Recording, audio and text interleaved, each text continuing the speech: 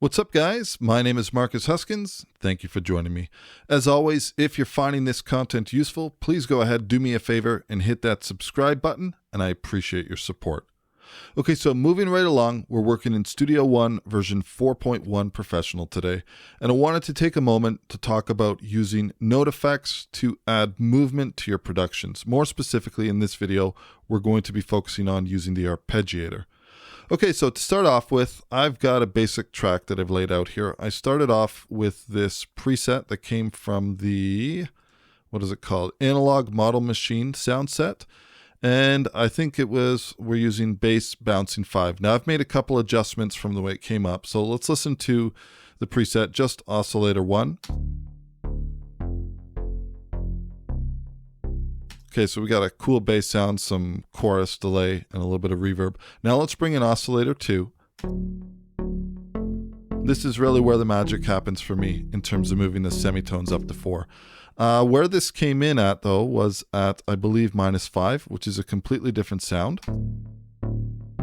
Still cool, but not quite what I'm going for. So that's the first thing I did, is I made this adjustment over here. Now, next up, let's have a look at the drums. I've added some simple drums in here. I just went with the Cloud Trap preset. And essentially, I've just programmed a really simple pattern. So I've just got a kick, snare, and some claps. Now, I did a little bit of filtering on the kick. It was a little too bright for me. You can hear that top end. So I just brought that down. Now, in terms of the snare over here, I brought down the decay because there was some kind of like a shell sound or a little bit of decay, and I wanted that to be tighter. So truthfully, I might look for a different sound if I was producing this for real, but this is good enough for sake of demonstration. Okay, so next thing I want to do is I'm definitely hearing another bass to complement what I already have here. I'm hearing specifically in my head something that's happening on 16th notes where I'm just essentially vamping on these root notes. So what we need to do is we need to get some MIDI information here. I've already gone ahead and I've chosen a preset which is coming from Analog Lab, and I've chosen something. I know it's one of my favorites. I know it's one that'll work. And then I've instantiated an instance of Note effects, and I'm bringing up the Arpeggiator. So we'll go ahead and have a look at that in a moment. But for now, let's go ahead and we got to get some MIDI information into this track. So I'm just going to use what I already have here as a starting point. I'm going to do a Command A or Control A to select all. I'm going to copy this. Next up, we will double click to create a blank instrument part. I will click inside the editor and we'll just go ahead and paste, and now we've got all the notes. Okay, so if I was to play this right now, this would not necessarily sound how I want it to. The thing when working with arpeggiators is that you really want to make sure that your MIDI notes are extending out the full duration, otherwise it doesn't work as you would expect. So we're going to go into Action, Length, and we can quickly set all of these to any type of note value that we want. We could, for example, set these all to quarter notes. Let's go ahead and do that.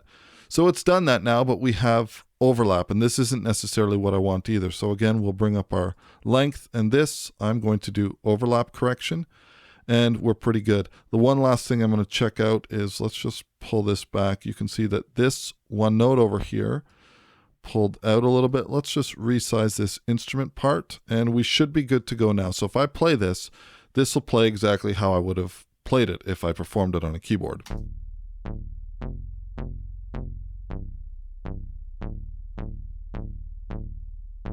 Okay, perfect. So now let's bring up our note effects. Okay, so I'm going to activate this. Now, there's a ton of different ways you can use an arpeggiator, but essentially what I want to do is I'm not playing chords, so it doesn't have to go through, all the different voicings or all the different intervals of a chord. I just want it to vamp on this one note. And I've set my note durations so that it will continuously vamp. I've set this to be a 16th note, and we've got our octave range set to 2, and the note mode I'm looking for is from input. So let's go ahead and play this now. All right, in context with the track. Okay, we could try some different things. I could try, for example, 3 octaves. Okay, that sounds kind of cool, but it's not really what I'm going for. Let's go ahead and stick to 2. Okay, so in general, I'm really happy with that. Let's talk about a couple things really quickly. First of all, gate. I'm going to solo this out. Watch what happens when I pull this down. So you can hear that it's kind of chopping or gating these notes off. Now I can also do the opposite. But you know what? I'm happy with leaving this set where it was at 100%. Next up, swing. This is only really relevant if I'm using swing in this track or in this production. For example, if we listen to this in context of the track, that wouldn't necessarily work because we have these notes flaming against each other. I'm just going to keep this straight 100% quantized, nice and easy for sake of demonstration. Now the last thing which I want to point out, and this is actually really important when you're working with this particular note effects, the arpeggiator, is this velocity control. So even though we have these velocities that have been programmed for the base arp note data, when you're using note effects, the velocity is being pretty much essentially taken over by this parameter over here. Now, one thing to keep in mind with certain virtual instruments and with respect to how they work with different velocities is that if we take a look at, for example, we will take a look at this preset. This is a really good example of it. We have, let me just click over to modulation page A. You can see that envelope 2, which is this one over here, is affecting our filter cutoff. I know that might sound a little bit confusing, but to kind of put this into perspective and talk about how it pertains to the velocity, if we, for example, take a look at all of these notes, and this is all soloed out, watch what happens if I move the velocity down. We're at 101 now. I'm going to start moving it. So you can hear the lower the velocity, we have a different effect. So we can hear that that filter cutoff is being affected by the actual velocity of the notes that we're playing. Now, this is pretty much the same in this instance. I can definitely hear when I adjust the velocity of the note effect over here, I can definitely hear that that filter cutoff is opened up there. And here we have that warmer sound. Now the thing is, I can't necessarily point it out as easily on this because this is a fantastic sounding virtual instrument, but the way that it works is that you can't necessarily see or edit underneath the hood. Everything is programmed to a macro knob, and this macro knob might be controlling a bunch of different features. So there's no way, unless you have the actual instruments, there's no way for me to be able to tweak these presets beyond adjusting the macros. Having said that, I think it's still very usable and I use it all the time. So that's another thing we need to take into account. Let's dial in a velocity that works with our track. That works pretty good. I also like it a little bit warmer. One thing to take into consideration here is you just want to make sure that whatever you're doing, that it's going to cut through on smaller systems. So with that in mind, I might move it up to around the 80% mark. I think that sounded great. Okay, so let's have one more listen.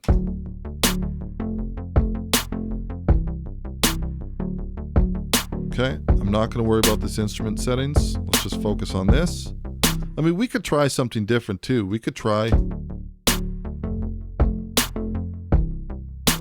any different value, but I'm really hearing those 16th notes. Okay, so let's say that I'm happy with that.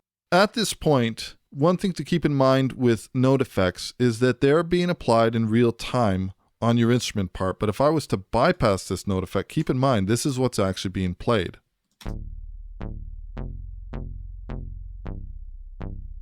So what I want to do is I want to essentially render the note effects into my instrument part over here. And I want to have new MIDI that's representative of what I'm actually doing.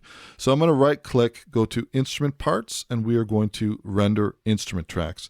And based on the settings that I had in my arpeggiator, which we can still see, it's been deactivated, but we can still see the settings over here. This is what has been applied. So I now have new instrument part altogether with new note data and also a new velocity.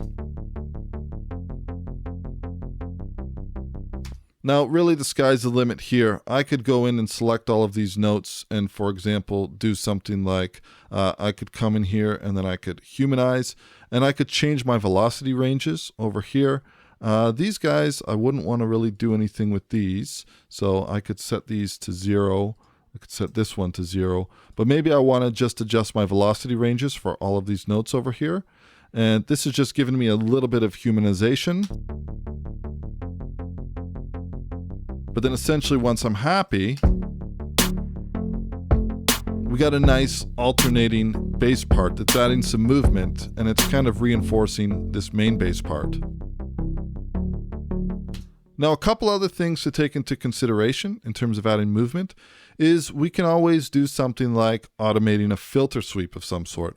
So that's one thing that I might look at as well. So for instance, with this track selected, I'm going to fire off my macro to open up or add an instance of Pro EQ over here. I could, for example, change the slope to something like 48, enable my high cut, and then find a frequency that works as my starting point of my sweep.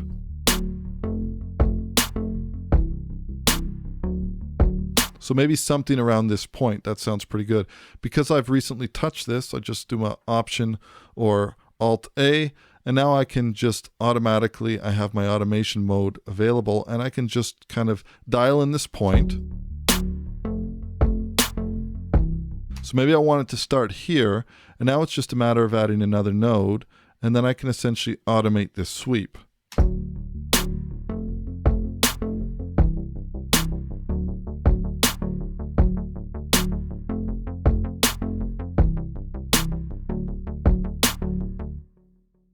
So from here, really the sky's the limit. You know, I would look for interesting ways to do the arrangement. I wouldn't just loop this over and over and have the same filter sweep. I would obviously find ways to weave this in and out.